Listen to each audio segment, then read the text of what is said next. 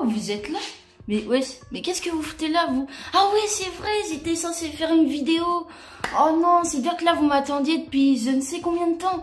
Oh non, je suis vraiment désolée, je viens de rentrer de l'école, vous savez. Attendez, je me mets à l'aise et je reviens tout de suite pour la vidéo. Bon alors, comment vous allez les abonnés? Alors où je vous parle, ça fait maintenant 2 semaines que la rentrée s'est passée. Et ça y est, je vous retrouve pour la deuxième partie de mon podcast sur la rentrée. Avant de commencer cette vidéo, si ce n'est pas fait, n'hésitez pas à vous abonner et activer la cloche de notification. Ça me soutiendrait énormément. Et bon bah moi je vous laisse avec la vidéo et je vous souhaite un bon visionnage. Bon alors, je vais parler de quoi aujourd'hui? Les fournitures. Oui les abonnés, à peine qu'on est encore en vacances, on doit déjà penser à la rentrée. Ah non mais franchement l'école, vous nous laissez jamais tranquilles. Même pendant les grandes vacances. Car oui, je veux évidemment parler des fournitures scolaires. Oui, ce moment-là où en pleine vacances, en plus avec la canicule de cette année, on doit partir au magasin le plus proche pour faire nos fournitures. Et puis c'est pas ça le pire. Bon d'accord, on achète des livres, des trucs comme ça, ils nous le demandent, ok. Mais le pire c'est les détails. Ah oui, hein, ne croyez pas qu'il faut juste acheter un cahier, un porte-vue, un classeur comme ça. Hein. Non, il faut une couleur précise, il faut une taille précise, il faut un nombre de pages précises, il faut limite un nombre de carreaux au millimètre près. Ah non mais je vous jure ça, j'en peux plus. En plus cette année, là où je suis, les fournitures, ils nous ont rien donné. On savait même pas ce qu'il fallait acheter. En fait, il fallait prendre les trucs de base et ensuite, c'était au cours de la première semaine de la rentrée qu'ils nous demandaient du coup tout ce qu'il fallait acheter pour chaque matière une par une. Ah non mais je vous jure, c'était chiant. Imaginez, vous êtes le jour de la rentrée et on vous demande d'acheter des choses. Du coup, déjà que pendant les vacances, vous étiez déjà peut-être parti au magasin pour acheter vos fournitures. Vous devez en plus le soir revenir pour racheter des fournitures parce qu'il vous les faut en plus pour le lendemain. Ah non mais je vous jure, ça c'est vraiment pour nous gâcher toutes nos grandes vacances. Le pire, c'est que principalement au collège, on nous demande de ramener un stylo. Donc soit un stylo 4 couleurs ou soit 4 stylos d'une couleur. Donc vert, rouge, bleu, noir. Bon ok, pour la primaire et le lycée, on peut prendre un stylo 4 couleurs, on n'aura aucun problème. D'un côté, en primaire, on est trop jeune pour se dire de voler des stylos 4 couleurs. Et au lycée, on devient trop sérieux et trop mature pour voler des stylos 4 couleurs. Mais vous oubliez quelque chose.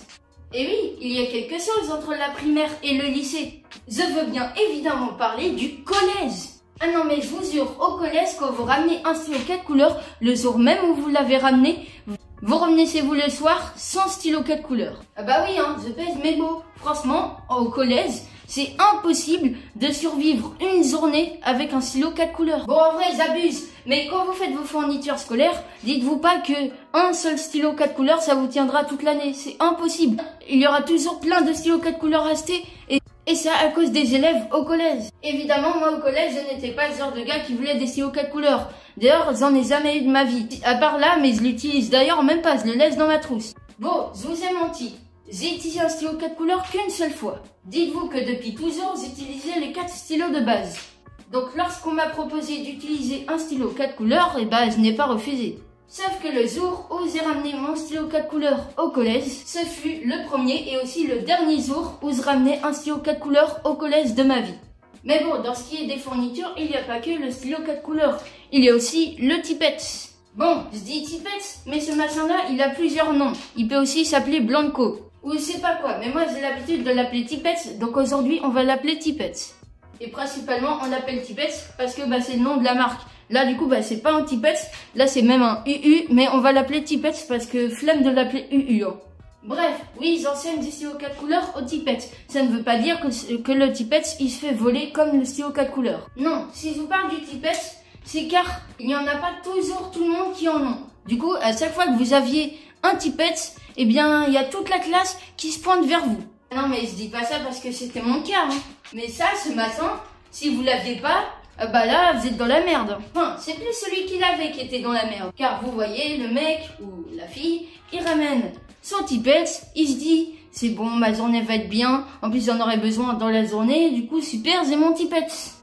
Votre Tipex que vous aviez prévu de garder pour toute la journée, dites-vous que c'est fausse route. À chaque cours, il est obligé d'y avoir au moins une personne minimum qui vous demande votre Tipex. Ah d'ailleurs, faut que je vous parle de la colle. Alors non, la colle, c'est pas une histoire qu'il faut la prêter à quelqu'un. Enfin, on peut, mais voilà. Ce n'est pas une histoire de vol, hein. Il y a, je pense, pas beaucoup de personnes qui voleraient quand même une colle, hein. Mais si je vous parle aujourd'hui de la colle, c'est car il y a plusieurs types de personnes qui utilisent la colle. Non mais je veux dire, il y a plusieurs types de personnes qui utilisent la colle parce que vous avez le type de personnes qui veulent garder leur colle le plus longtemps possible et qui donc ils utilisent un tout petit peu de colle. Et il y a ce genre de personnes comme moi, du coup, à chaque fois que je veux coller une feuille, j'utilise une moitié de la colle totalement. Bon en fait c'est car je veux vraiment que ça colle, du coup je mets un max de colle. Je sais, du coup mes tubes de colle, ils tiennent jamais une semaine. Mais bon, c'est aussi, on m'a expliqué, parce que je force beaucoup sur la colle. Quand j'appuie ma colle sur la feuille, je la colle à mon prime. Mais bon, si je devais vous parler d'une dernière fourniture, ça serait la gomme. Et donc là, non, la gomme, c'est pas comme les exemples de tout à l'heure. En fait, même ma gomme, elle a aucun problème. Là, je vais juste vous parler d'un type de gomme. Je pense que vous pensez déjà à ce que je vais dire. Mais par exemple, les gommes au bout du crayon. Bon là, du coup, le mien, ça va, il marche. Mais il y a des gommes, du coup, qui sont au bout du crayon et eux ils servent franchement à rien. C'est pas qu'ils gomment pas, le truc c'est que parfois du coup ils sont d'une certaine couleur, par exemple le rouge. Et du coup, au lieu de gommer tout simplement, qui est donc leur fonction de base, ils vont gommer, mais ils vont aussi laisser du rouge partout là où vous avez gommé. Du coup en fait vous qui aviez écrit un truc et qui voulez l'effacer, eh bien vous l'avez effacé mais vous l'aviez aussi coloré. Et donc là survient ce qu'on aime tous, cette gomme qui marche bien. Celle-là, du coup, eh bien, quand vous avez les traces rouges à cause d'un crayon de papier comme ça, d'ailleurs, n'hésitez pas à dire comment vous l'appelez, parce que ça peut dépendre des régions. Mais bref, du coup, grâce à ça, vous pouvez enfin effacer ce que ce crayon de papier laisse sur vos feuilles. Alors, je pense qu'il y a beaucoup de gens qui vont se reconnaître quand je vais faire ça, mais c'est vrai que quand on a une gomme et qu'on ne sait pas quoi faire en cours et qu'on s'ennuie un peu, on a l'intention parfois de prendre notre crayon de papier ou un stylo et de le planter dans notre gomme et d'en faire un long trou. Mais regardez, là par exemple, je peux planter mon crayon dans ma gomme. Alors ça sert strictement à rien, mais c'est stylé parce que du coup le crayon de papier il tient debout sans tomber. Bon d'accord, j'étais censé vous parler de la rentrée, là je vous parle de comment planter un crayon de papier sur une gomme. C'est pour ça que maintenant je vais parler d'un tout autre chose. Je veux évidemment parler de la cantine. Bon, je dis cantine, mais plutôt en fait l'heure du repas. Car oui, vous avez 3 catégories. Vous aviez du coup déjà les internes. Alors eux, en fait, ils mangent à la cantine comme du coup les demi-pensionnaires, mais bref, je vous en parle tout à l'heure. Les internes, c'est juste parce qu'en fait, ce sont ceux qui le soir rentrent dans leur internat. Donc en fait, c'est un bâtiment où vous pouviez avoir des chambres, du coup, des salles de bain. Enfin, principalement, je crois, il y a des grandes salles de bain avec plusieurs douches pour tous les élèves de l'internat. Et donc voilà, on dit aussi interne parce qu'il me semble qu'il y a une cantine justement dans l'internat pour le matin prendre le déjeuner et aussi pour le soir, prendre le dîner du soir. Alors, je dis tout le monde, mais il y a que les demi-pensionnaires parce que eux, les externes, du coup, ils sont externes. Donc, ils ne viennent pas à la cantine et ils ne viennent pas dans un internat. En fait, externe, c'est quand par exemple le matin, vous allez en cours et ensuite quand c'est l'heure du midi, au lieu d'aller à la cantine, comme les internes et les demi-pensionnaires, là du coup, vous rentrez chez vous pour manger, puis ensuite vous revenez en cours. Et du coup, pour finir sur cette partie, il y a les demi-pensionnaires, qui sont en fait tout simplement les gens qui mangent à la cantine. Donc dès que c'est l'heure de manger, ils viennent à la cantine. Du coup, ils vont ni dans un internat, ils rentrent ni chez eux le midi, ils restent à l'école et ils vont à la cantine tout simplement. En plus, les cantines, il y a plusieurs catégories. Il y a la cantine qui est intégrée dans l'établissement, mais il y a aussi parfois la cantine qui est en dehors de l'établissement. Donc vous devez quitter votre établissement pour aller à la cantine d'un autre établissement ou d'un autre endroit, mais donc bref. Donc ça, c'était pour la partie cantine. Maintenant, je vais passer à une autre partie. Je vais passer à la partie de l'emploi du temps. Oui, ce papier qu'on vous donne le jour de la rentrée qui définira du coup toute votre nouvelle routine sur tout le long de l'année. Oui, ce papier aussi qui décide si vous vous levez à 6h du spa ou si vous vous faites la grasse matinée et que vous vous levez à 10h au calme. C'est aussi ce papier qui détermine si vous aviez votre week-end le plus tôt possible ou alors le plus tard possible le vendredi. Bon, je veux pas flex, mais moi mon week-end c'est le midi.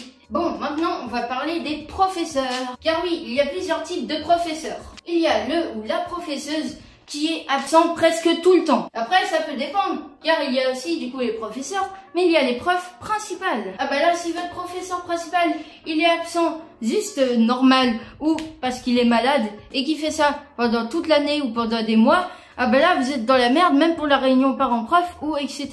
Car oui, votre prof principal reste quand même le prof le plus important. Normalement, c'est lui que vous êtes censé recevoir du coup le jour de la rentrée.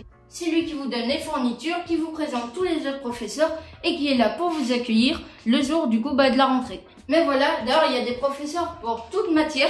Donc déjà pour moi les professeurs, enfin en tout cas peut-être pas potentiellement les professeurs mais au moins la matière en tout cas, selon moi les matières qui servent strictement à rien, c'est principalement l'art plastique et la musique. Si j'en ai oublié, n'hésitez pas à me le dire dans les commentaires. Mais pour moi, la matière musique et la matière art plastique, elle sert strictement à rien. Limite, les professeurs de musique et d'art plastique, eh ben, ils font un métier qui va pas trop aider dans le futur. Alors en fait, ça dépend juste. Si tu veux dans le futur faire un métier en rapport avec la musique ou l'art plastique, mais sinon franchement les deux matières, elles servent franchement à rien si tu veux faire un tout autre métier qui n'a aucun rapport avec ces deux matières. Mais donc oui, comme je disais, il y a plusieurs types de professeurs. Donc il y a le prof principal, le prof absent, le prof d'art plastique musique, mais bref.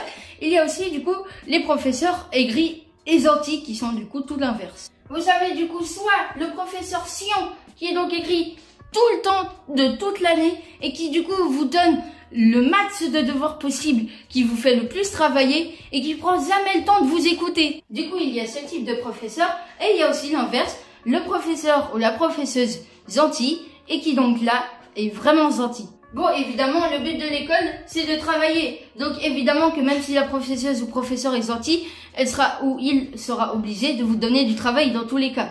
Mais ça peut dépendre de si votre professeur veut vous donner un masse de travail comme le prof écrit et du coup vous donner le masse de devoirs, ou alors tout l'inverse, il vous donne de moins en moins de travail, de moins en moins de devoirs à faire à la maison, mais donc voilà. Ah non mais franchement, quand vous avez ce genre de professeur, ça vous refait toute votre année scolaire. Mais bon, malheureusement cette année je n'ai pas très été gâtée et donc je n'ai pas eu ce genre de professeur. Bon, du coup, maintenant, on va s'éloigner des professeurs et je vais plus vous parler des établissements. Vous avez donc plusieurs types d'établissements. Vous avez les établissements à plusieurs étages, donc 2 ou 3 étages. Donc là, franchement, si dans votre emploi du temps, ça vous dit que vous devez aller à une salle qui est au 3e étage, à l'autre bout du couloir, ah bah là, je vous dis, vous avez vraiment pas de sens. Mais donc voilà, vous avez les établissements à 3-4 étages et donc là, franchement, ça devient un enfer, tout simplement. Ou alors vous avez un établissement comme mon collège et qui du coup était que au rez-de-chaussée, donc là franchement, eh bien c'était calme. Vous avez du coup les établissements avec la cantine intégrée dedans, ou alors les établissements où la cantine elle est en dehors de l'établissement. Moi d'ailleurs, bon du coup c'est pas l'histoire de la cantine, je vous en ai de toute façon déjà parlé tout à l'heure, moi c'est l'histoire des gymnases. En fait moi dans mon établissement j'ai un gymnase, mais c'est juste un gymnase de basket, et du coup on va pas trop s'en servir cette année. C'est pour ça que quand on a cours de sport, moi en tout cas dans ma classe et dans mon établissement, eh bien je dois faire 30 minutes de marche et traverser toute la ville rien que pour aller à un gigantesque gymnase pour faire même pas 1 heure de sport. Alors normalement du coup on a 2 heures de sport, mais avec le temps de l'aller-retour, ça vous élimine déjà un peu de temps de sport, sachant que le temps de se préparer, d'aller dans les vestiaires et tout, finalement vous avez plus de temps à marcher jusqu'au gymnase que de faire tout simplement du sport. Sachant que moi, le jour de la rentrée, eh bien mon gymnase, il était en sentier, voilà. Et le professeur, il nous a dit que ça durerait que 1 mois. Alors que finalement, je pense que ça va durer environ 7 mois. Donc bon, du coup, ces jours-là, on avait dû traverser tout le gymnase, tout le terrain de sport pour aller à l'autre bout du terrain pour pouvoir juste marcher et trottiner et un petit peu courir sous la pluie. Et donc voilà, vous avez ce genre d'établissement où le gymnase et tout, il est proche de votre établissement, ou alors il peut être tout l'inverse. Ce qui est d'ailleurs chiant, pas vraiment pendant la rentrée, mais pendant votre année scolaire, c'est quand les professeurs vous demandent d'acheter vous-même vos fournitures. Enfin, en fait, je dis fournitures, mais pas trop, parce que du coup, c'était déjà le cas le jour de la rentrée. D'ailleurs, je vous en ai parlé au début de la vidéo. Bon, en fait, oubliez le mot fourniture. En fait, c'est principalement quand les professeurs, ils vous demandent d'acheter un livre. Oui, je vois tous les profs de français là qui nous demandent d'acheter un livre là juste pour limite 2-3 séances. Ah non mais je vous jure, c'est pas abusif ça quand même. Ça sent que ce genre de livres, c'est vraiment des livres paumés qu'on n'aurait jamais lus de base dans notre vie normale. Et que donc c'est ce genre de livres qu'on n'a pas trop envie du coup de fouiller partout. Du coup on les commande sur des sites comme Amazon ou c'est pas quoi. Du coup, quand en plus on vous oblige à partir au magasin pour vous-même acheter le livre avec de l'argent qu'on vous donne, et bien là, du coup, ça peut dépendre des magasins. C'est sûr, vous allez dans un grand magasin comme par exemple les centres commerciaux et donc là, vous tombez en face de plein de choses que vous voudriez acheter et qu'en plus vous avez l'argent entre vos mains et que du coup vous ne pouvez pas puisque vous devez acheter un livre. Bon, du coup, principalement, on essaie toujours de négocier pour récupérer un petit billet pour s'acheter quelque chose. Mais voilà, sinon, il y a aussi les fois où on doit aller pas au grand centre commercial d'à côté ou ni même la petite supérette, mais quand on doit aller à la bibliothèque. Ah là, je vous jure, du coup, vous devez faire tous les rayons de livres pour trouver la bonne lettre d'alphabet, le bon type de livre et tout, sachant que quand on vous demande d'acheter des livres, c'est des livres, franchement, que personne ne connaît et qui, du coup, d'ailleurs, sont des romans de plus de 200-300 pages. Sachant que cette année, on m'a demandé d'acheter un livre, d'ailleurs je l'ai, et ce livre-là, eh bien, comment dire, ma prof de français a dit que du coup, ce livre, on le lirait qu'en classe. Donc en fait, je vois strictement pas l'intérêt d'acheter le livre pour, du coup, le lire en classe et non à la maison. Oui, parce que principalement, la professeuse auquel elle va vous interroger pour que vous lisiez. Mais il peut aussi y avoir des fois où c'est elle-même qui lit son livre. Du coup, en fait, vous avez juste à écouter au lieu de lire. Et ça vous rend la vie plus facile. Bon, après, il faut se dire que ce n'est pas ça le pire et que selon moi, le pire, c'est vraiment le moyen de transport que vous empruntez pour aller en cours. Bon, déjà, vous avez du coup donc ceux qui sont dans l'internat. Du coup, ils doivent juste prendre une navette qui donc arrive à une certaine heure, donc faut franchement pas le rater. Et donc voilà, vous prenez la navette et elle vous emmène directement à votre établissement. Soit vous avez la catégorie de gens qui ont du coup des transports scolaires qui vous emmènent directement à votre établissement. Vous avez du coup ce genre de personnes comme moi d'ailleurs qui ne prend pas du coup le car scolaire pour aller à l'école, mais bien le bus de ville. Oui, ce bus qui s'arrête littéralement à un arrêt tous les 20 secondes. Bon, du coup, principalement, c'est un bus qui passe tous les 10 minutes. Donc, on va quand même essayer de prendre le bus le plus tôt possible parce que sinon, on arrive au retard assuré. Mais bon, c'est vraiment pas ça le pire.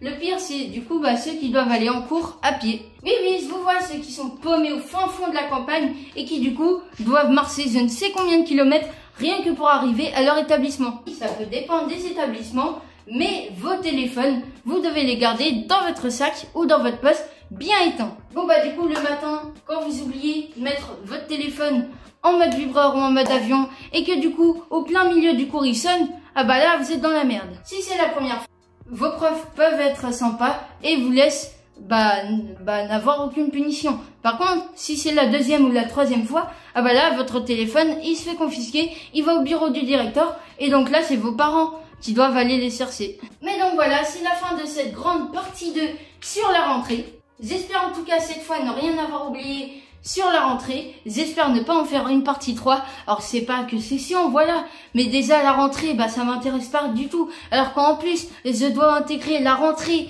dans ma passion, là c'est tout autre chose. Mais bon, c'est pour ça que j'ai essayé de tout vous dire dans une seule vidéo pour ne plus en faire sur la rentrée. En tout cas, j'espère que ce podcast vous aura plu. Moi, je vous dis à la prochaine pour une prochaine vidéo. Je sais pas encore quelle vidéo faire. Soit un podcast sur Halloween. Du coup, d'ici là, le 31 octobre, là, on est qu'en septembre. Mais donc voilà. En tout cas, sinon, j'espère que cette vidéo vous aura plu. Si elle vous a plu, n'hésitez pas à lâcher un plus gros pouce bleu et de la partager. Moi, je vous dis à la prochaine pour une nouvelle vidéo. C'était Léofite. Allez, bye!